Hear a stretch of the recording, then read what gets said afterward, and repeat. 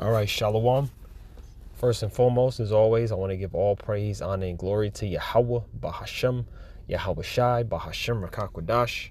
Double honor to the apostles and the elders, the elder bishops at Great Millstone who rule well. Peace and salutations to the elect scattered throughout the four corners of the earth, the men on the highways and the byways that are pushing out this word, truth, and sincerity. To the remnant men, women, and children of the elect, to you all I say Shalom. My name is Ahmawan Ahyash, and I'm back with a lesson through the pounds of Yahawashi. And I want to jump into this quick video that I came across on X, which is formerly known as Twitter. And man, the pride on Esau, on Amalek, okay, on these so-called Jews is astounding. I'm gonna play this video, and I want you to listen to how proud and entitled these so-called Jays are. Okay, the arrogance that he speaks with. Okay, this is how you know who's in the rulership seat. This is how you know who you can't speak against. When they can speak out like this, it's actually very, very, very crazy. So I'm gonna play it. I got some scriptures lined up to back up my claim that this guy is full of pride, and so is their entire race. Okay, make no mistake about it. We know who the wicked are: Esau, Edom, and these Amalek. These so-called Jays. They're at the top of the list. Okay, check this out. If we are the chosen people, who are you to tell us what to do? Who are you? Who is the international community to tell Israel what to do? International law? Wonderful thing. It doesn't apply on us. It applies on any other place on earth, not on Israel. Because we are the chosen people. Don't you understand it? The second very deep-rooted value is obviously the value of we, the victims, not only the biggest victims, but the only victims around. I know many occupations which were longer than Israeli occupation, than the Israeli occupation. Some were even more brutal, even though it's getting harder and harder to be more brutal than the Israeli occupation. I don't recall one occupation in which the occupier present himself as the victim. Not only the victim, the only victim. If to quote here the late Golda Meir, whom I quoted also last time, I know, but it is so unforgettable I have to use it again. She once said that we will never forgive the Arabs for forcing us to kill their children. We are the victims. We are forced to kill their children. Poor us. And as the victim and the only victim in history, again, it enables us the rights to do whatever we want, and nobody is going to tell us what to do, because we are the only victims. To this, there is a third very deep-rooted value. And this is the very deep belief. Again, everyone will deny it, but if you scratch under the skin of almost every Israeli, you'll find it there. The Palestinians are not equal human beings like us. They are not like us. They don't love their children like us. They don't love life like us. They were born to kill. They are cruel. They are sadists. They have no values, no manners. Look how they kill us. This is very, very deep-rooted in Israeli society, and maybe that's the key issue. Because as long as this continues, nothing will move. As long as most of the Israelis don't perceive the Palestinians as equal human beings, we are so much better than them. We are so much developed than them. And we are so much human than them. As long as this is the case, all our dreams, and we have some dreams, and I'll get to them, all our dreams will never become true as long as this core issue will not change. Man, he said a mouthful, okay?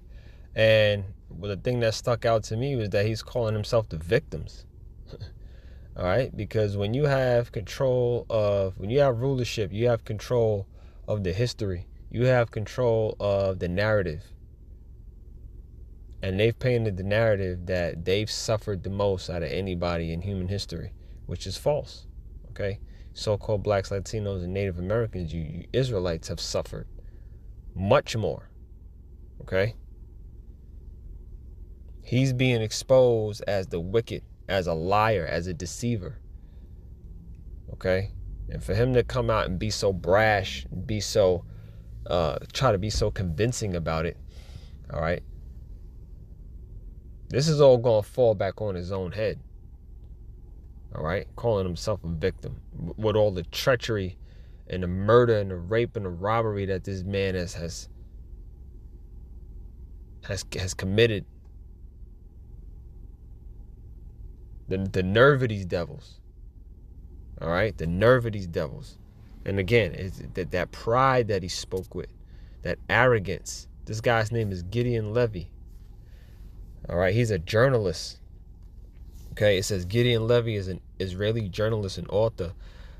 It says Levy writes opinion pieces in a weekly column for the newspaper Haaretz that often focus on the Israeli occupation of the Palestinian, what does it say?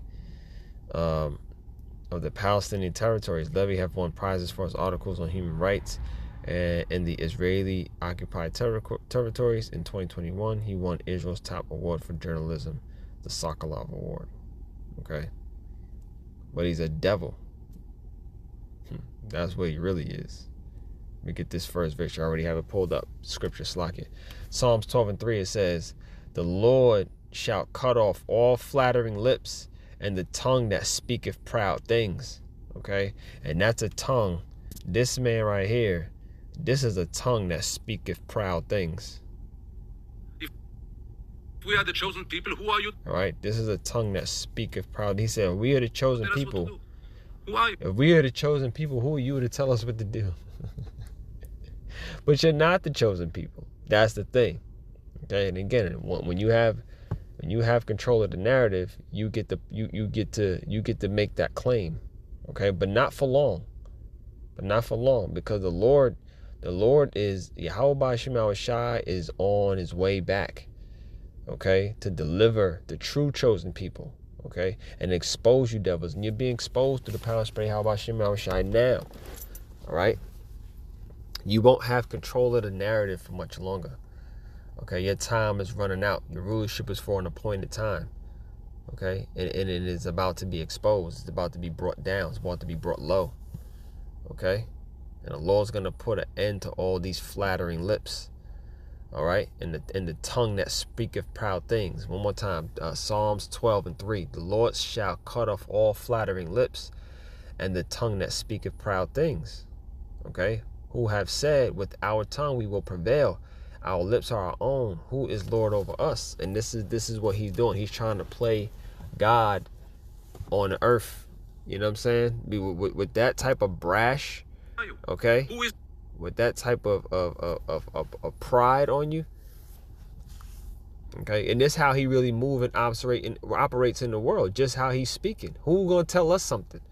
You know what I'm saying? And can't nobody telling us nothing. That's how Esau Edom moves. That's how these Amalekites move. Okay?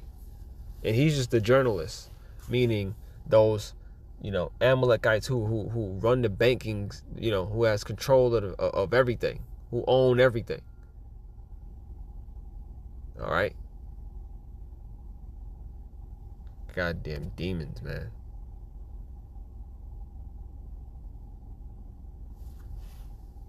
This is the book of Isaiah. Because they're responsible for all the mischief in the world and all the treachery. Right? Trying to play victim. Nah. Isaiah 33:1. Woe to thee that spoilest, and thou wast not spoiled, and dealest treacherously, and they dealt not treacherously with thee. When thou shalt cease to spoil, thou shalt be spoiled. When thou shalt make an end to deal treacherously, they shall deal treacherously with thee. And that's how Esau Edom has always operated, dealing treacherously. That's his spirit. That's his makeup, is to deal treacherously. He doesn't have mercy on his spirit. Okay, he was created to be a treacherous monster. Okay, and only a treacherous monster can have this type of spirit on him and energy with him. All right, there's no surprise here. All right, there's no surprise here. This is how they operate, and this is how they This is how they speak. Okay? They deal treacherously, man. They love rape, robbery, murder, bloodshed. Okay? They don't like peace. They like war. Okay? They like messing shit up. Salakia. Micah 2:1 says, woe to them that devise iniquity and work evil upon their beds. When the morning is light, they practice it because it is in the power of their hand. Yeah, they practice evil and iniquity. Okay? It's a actual standard practice for them. Okay? To be evil and demonic. It says they covet fields. Right? Talking about the victim. You ain't no victim. You covet fields and take them by violence, and houses and take them away. So they oppress a man in his house, even a man in his heritage. And this is what you've done all across the four corners of the earth. Start with the so-called blacks, Latinos, and Native Americans, the Israelites, the true chosen people. Not you devils, not you demons. All right? You going around oppressing whole nations. Okay? Completely destroying whole nations and their economies and their system and their setup. People have given themselves over to this beast system, okay, because of Esau Edom and what he's been able to perpetuate in the earth. All right, Babylon the Great, America, these so-called Jays, they've gone around and have caused hell on earth. Okay. Esau Edom's responsible for all the destruction in the earth. Trying to sit up here and play victim. Right? Trying to sit up here and play like you innocent. Ain't nobody with this kind of pride that innocent. And arrogance. May the Lord fucking destroy the... Oh man, I cannot wait. I cannot wait till this man's time. To feel that wrath, to feel that destruction. This type of pride makes me hot. Alright? But that's what they do. They covet fields and they take them by violence and then turn around and act like ain't nothing happening. Trying to play victim. Only a devil operates like that, man. This is the book of Psalms, chapter 140.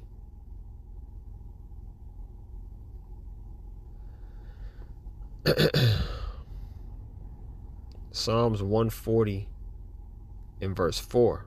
We'll start at verse 4. It says, keep me, O Lord, from the hands of the wicked. Preserve me from the violent man who has purposed to overthrow my goings. Okay? And that's Esau Edom. No doubt about it. He is the wicked. He is the violent man. Okay? We just read in Micah that he covered fields and taketh them by violence. That's this man. He's a violent, evil, wicked man. Okay, who has purpose to overthrow my goings. That's who he is. That's his nature. To take, to steal, to covet, to destroy. That's who he is. Verse 5, the proud have hid a snare for me, and cords. They have spread a net by the wayside. They have set gins for me. Selah. That's what he set traps. He set, his deception, his trickery, his witchcraft.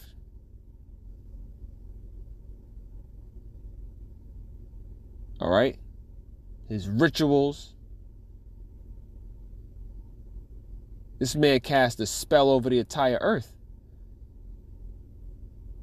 The nerve of him to play victim.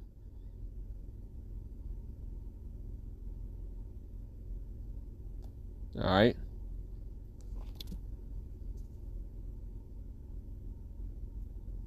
Last verse, and I'm going to close it out. This is the book of 2nd Ezra, chapter 15. We actually went through this after camp last week. The elder apostle, called for us to go over the book of 2nd Ezra, chapter 15. Because the prophecies, these prophecies are speaking. Okay, and we in this time. We're in the time of second Ezra 15. Coming into, this pace being brought low. All right. Second Ezra 15:8. I will hold my tongue no more as touching their wickedness. All right. Esau, Edom, the Lord is done with, your rulership and, just holding back from you, because your judgment is here. Your judgment will be upon you. Second Ezra 15:8. I will hold my tongue no more as touching their wickedness, which they profanely commit, neither will I suffer in those things in which they wickedly exercise themselves. Behold, the innocent and righteous blood crieth unto me, and the souls of the just complain continually. And that's what we do. We out in the highways and the byways complaining continually because of the destruction that you've caused. Okay, you don't deserve to be in rulership. You don't deserve to be in power. You deserve to be in chains. Okay, because you're an animal. You deserve to be locked up in a cave somewhere, because you're a goddamn animal. You don't know the first thing about ruling and governing and managing the earth. You completely destroyed it. Okay, how do you destroy such a beautiful creation, man? You gotta be the wicked. All right, gotta be the wicked. Verse 9, therefore saith the Lord, I will surely avenge them and receive unto me all the innocent blood from among them. Okay? Your time is coming, Esau, Edom. Real quick. Proverbs.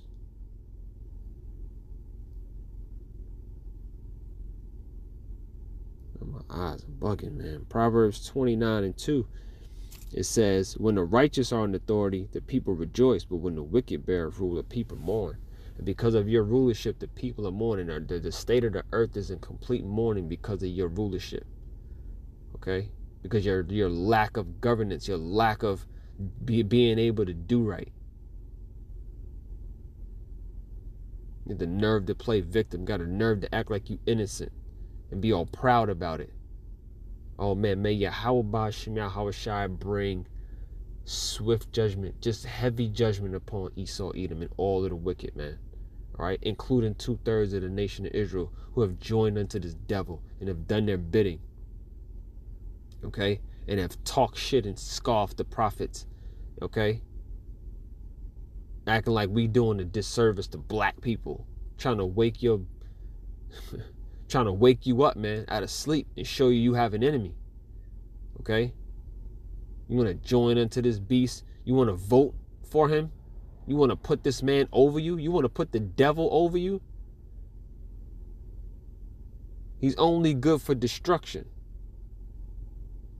Right? And you're going to feel that wrath because you refuse to turn to the Heavenly Father and His only begotten Son. You want to scoff. Instead, you want to scoff and be rebellious. Lord about to hand you your ass, Jake. I'm going to leave it there. I hope you were edified. I want to give all praise, honor, and glory to Yahawah, by Hashem Yahawashi, by Hashem Rakakwadash. Double honor to the apostles and the elders at Great Millstone who rule well. Peace and salutations to the elect. Shalom.